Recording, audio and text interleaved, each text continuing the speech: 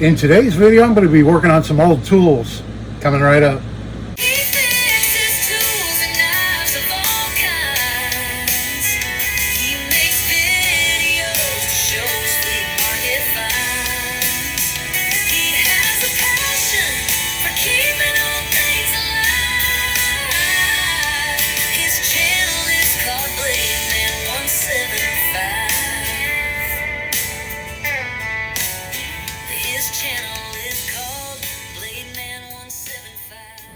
Hello everybody, and thanks for coming back for another video. This is Dave. Glad you're with me out here in the shop today, switching gears, and I'm going to work on some old tools, some old antique tools to start with. I bought these quite a while ago. I showed them in another video. It's an old set of 8. I actually have 9 tools. This one's a different brand. This one's a JVR. But these are David R. Barton's out of Rochester, New York. He was a tool manufacturer back in the 1800s, and these are stamped DR Barton. Let's see if I can find one with a good tang stamp. Right here, I'll see if I can't get that into DR Barton. Not DR Barton and Company. I think he stamped those a little bit later. I believe these are 1849 to 1874. Really, really old tools. Really good quality. We've got gouges and a skew chisel. And just a nice variety. Just a really nice variety of these old tools. The problem is that all of them were missing the ferrules right here, except for 2, and they look totally different. I believe this one might be a factory ferrule on this one, and it's loose. It comes right off. And I believe this is brass. Very well tarnished brass on there. And then this one's brass also, but I believe somebody made this. It's a little bit too long, and it has some paper on the inside.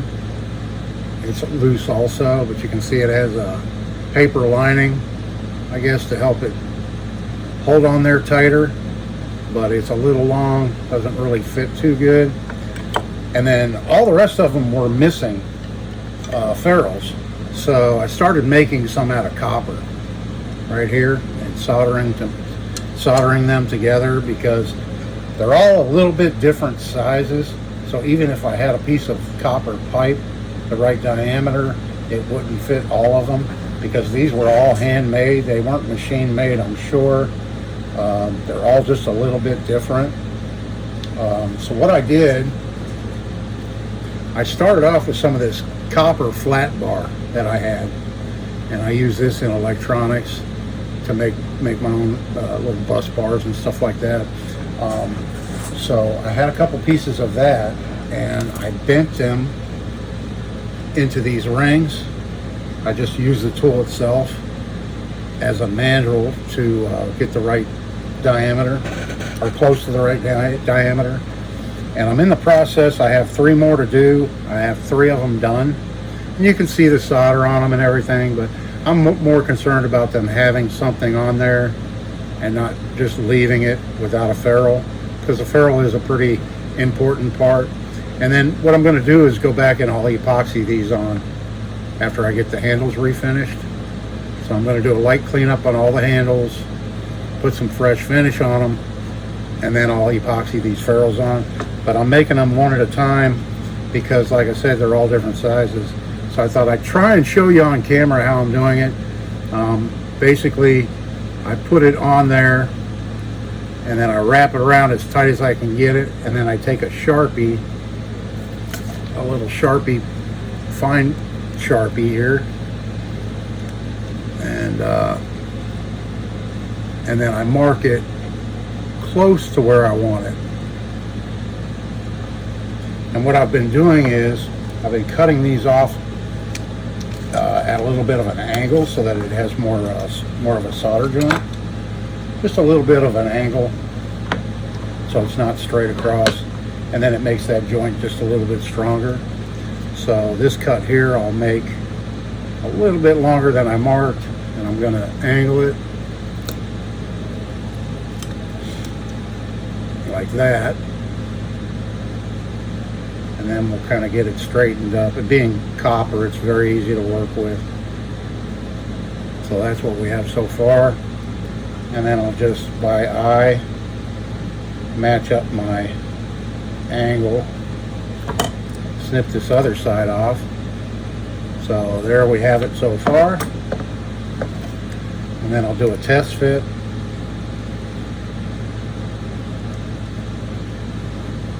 And squeeze it on there as tight as I can, and I need just a hair more off of it.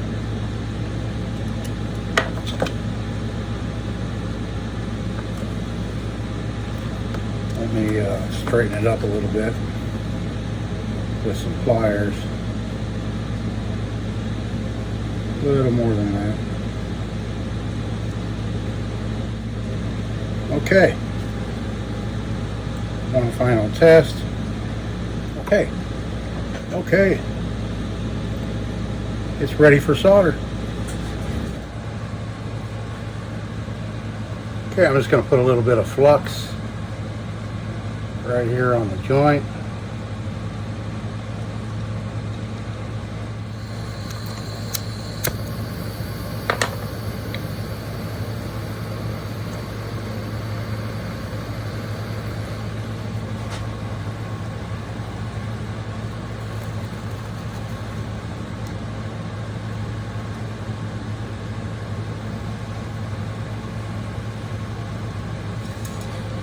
And that's all there is to it.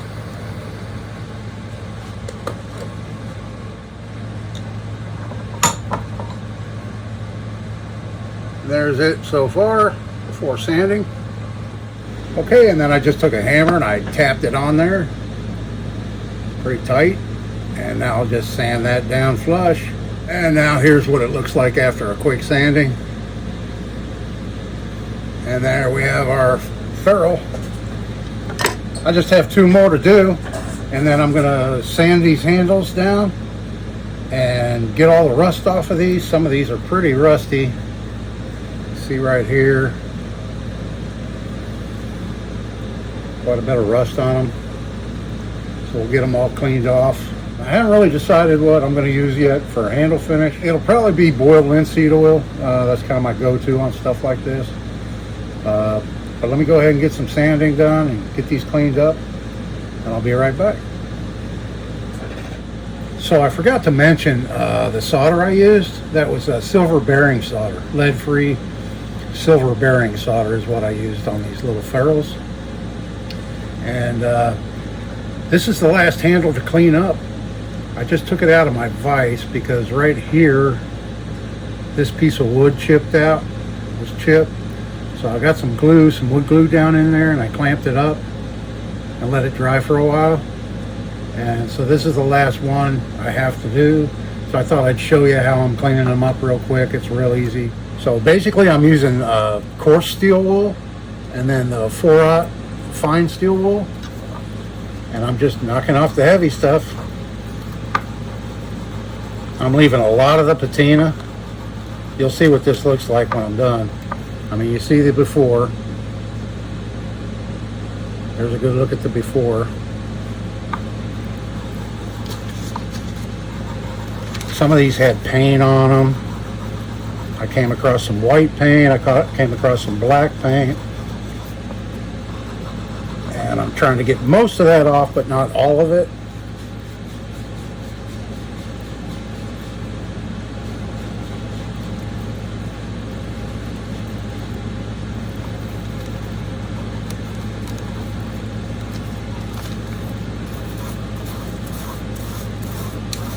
I'll make sure I get all that wood glue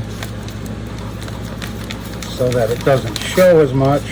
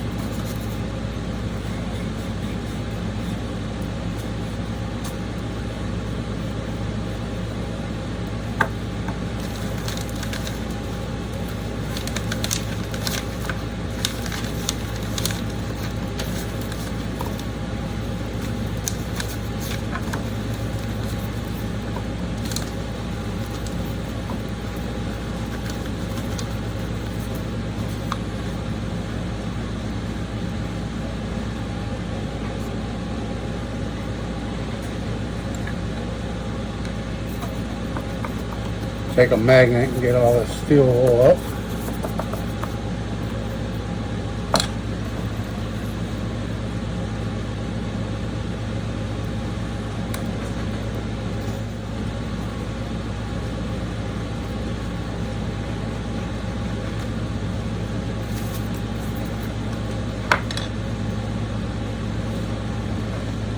Okay.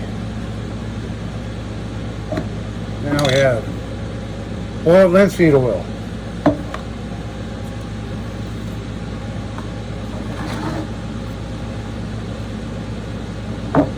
Now I'm just using an acid brush to give it a nice heavy coat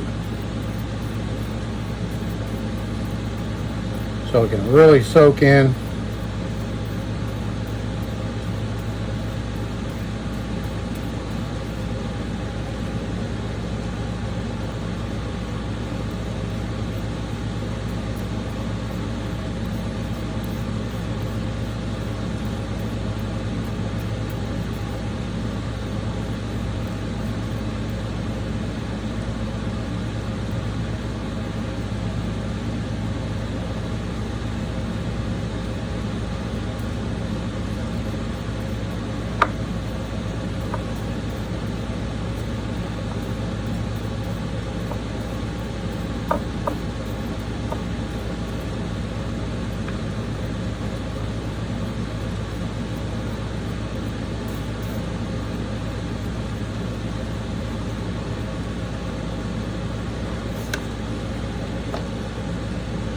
Yeah, I'm gonna let that soak in.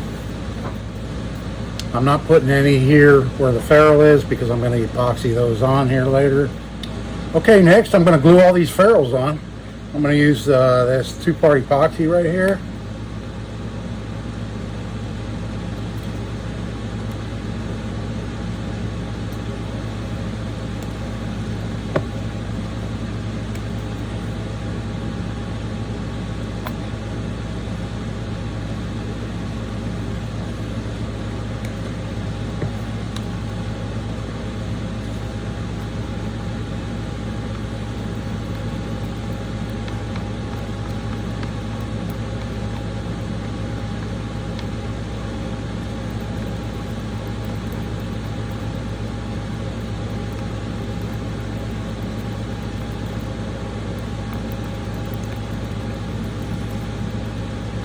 This should be plenty enough if I work fast enough. Fit them on there and I have to use a hammer. Just going to use a cheap little artist brush here.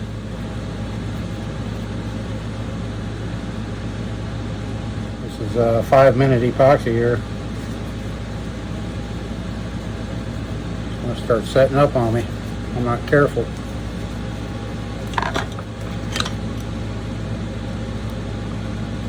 Sorry if I'm not in frame right now. I'm just trying to get this done.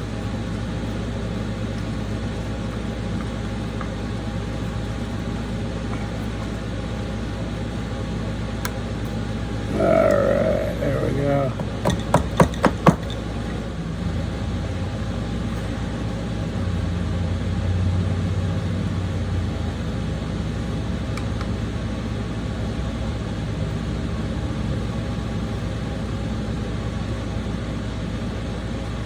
Okay, I got the last one on. Right when it started setting up on me. Just finished in time.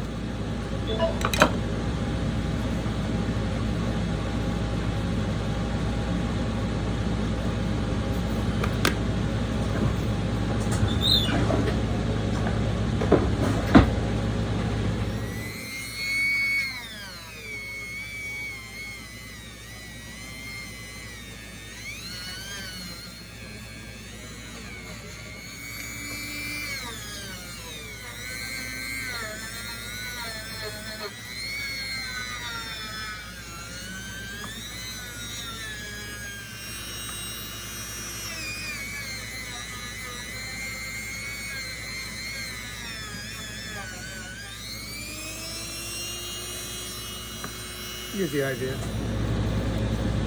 I'm just putting a coat of finishing wax on all these handles. This stuff here.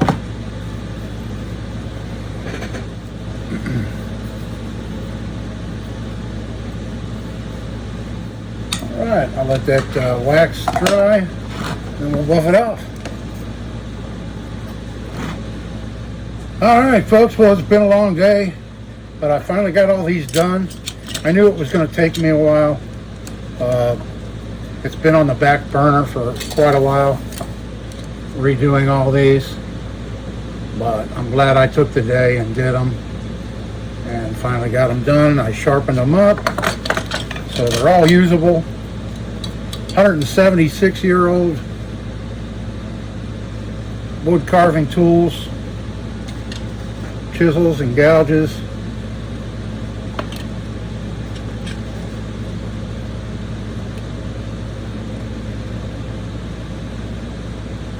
Pretty nice. I love them. These are super high quality tools, I'll tell you. They made really high quality tools. All these are numbered. Like this is a number 7 gouge. Here's a number 8. See right there. This looks like a number 77.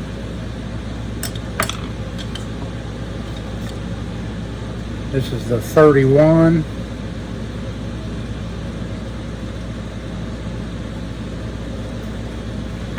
Yeah, real pleased with them. Well, if you've made it this far, I appreciate you following along. Come on back for the next video. I appreciate you watching. Hope everybody's having a great day today. This is Dave. See you in the next one.